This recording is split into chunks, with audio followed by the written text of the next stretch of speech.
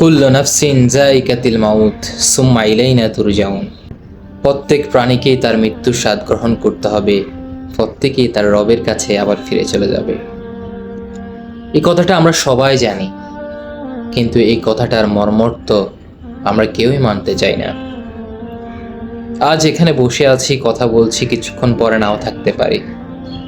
আপনি লক্ষ্য করলে দেখবেন যে আপনার ছোট ভাই, আপনার বড় ভাই, আপনার সহপাঠী অনেকেই এই দুনিয়া থেকে চলে গিয়েছে। তার মানে কি মৃত্যুর বয়স আছে? মৃত্যুর কোনো বয়স নেই। আপনি যখন তখন রবের ডাকে সাড়া দিয়ে চলে যেতে পারেন।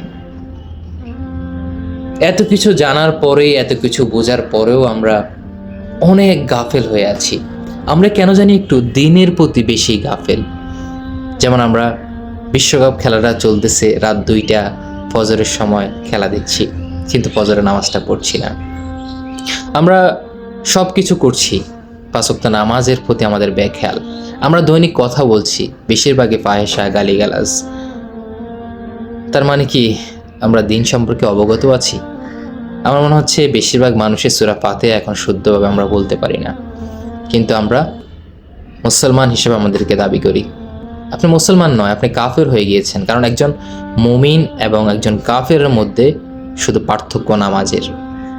কি আপনি নামাজ ছেড়ে দিচ্ছেন, নিজেকে ইমানদার দাবি করছেন।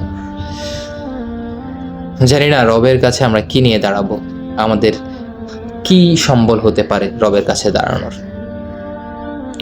আল্লাহ সুবহানাহু ওয়া তাআলা আমাদের সবাইকে ওই যে কুল্লু নাফসিন যায়িকাতুল মাউত সুম্মা ইলাইনা তুরজাউন, এটা ব্যতীত আপনাকে ইসলামের দিকে, রবের দিকে ফিরে আনার মতো আর কিছুই হতে পারে না। আসসালামু আলাইকুম ওয়া রাহমাতুল্লাহ।